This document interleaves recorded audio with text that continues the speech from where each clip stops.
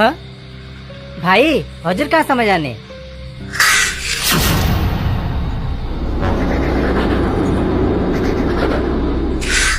जुन बसमा मान्छेहरू मुर्दासरी चुपचाप बसेका हुन्छन्, बुझिहाल्नु त्यो नै भूतको बस हो भनेर। त्यसमा कहिले पनि नबस्नु।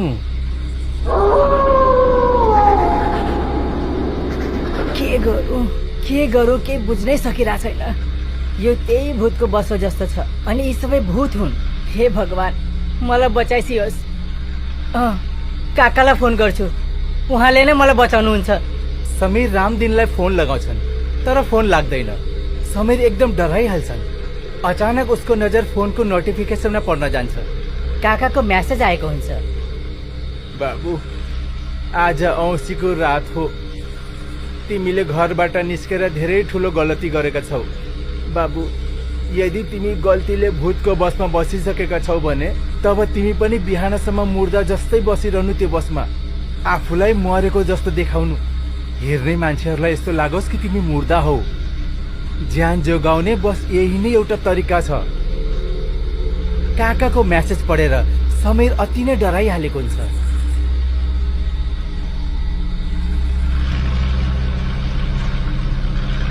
उसले केही सोच्नुभन्दा अगाडि त्योभन्दा अगाडि अझै एउटा आपत्ति समीरमाथि आइपुग्छ। वनको सुनसान बाटोमा बस रोकिन्छ अनि बसमा शैतानले प्रवेश गर्छ।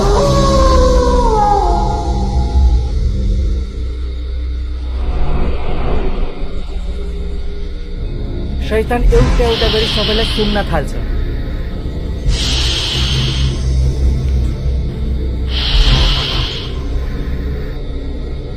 बसमा यदि कोही जिउँदो छ भने मलाई चाहियो, मलाई बलि चढाउनु छ। यति भनेर शैतान फेरि सबैलाई सुन्न थाल्छ। त्यति बेला समीरलाई फेरि रामदिन काकाले भनेका कुराहरू याद आउँछ। त गल्तीले भुतिया बसमा बसिहालेको छस् भने बिहानसम्म तिमी पनि मुर्दासरी बसिरहनु। आफूलाई मरेको जस्तै देखाउनु।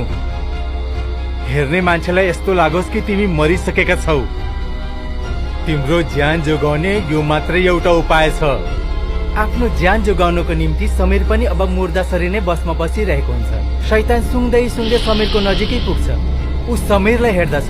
समीर मुर्दासरी आँखा नझिम्काइकन बसिरहेको हुन्छ। शैतान समीरको अझै नजिक आउँछ अनि उसको साथमा बसेको मान्छेलाई सुन्छ। यस्तो लाग्दैछ यो बसमा सबैजना मुर्दा नै छन्। यति भनेर शैतान बसबाट तल ओर्लिहाल्छ अनि बस हिँड्न थाल्छ।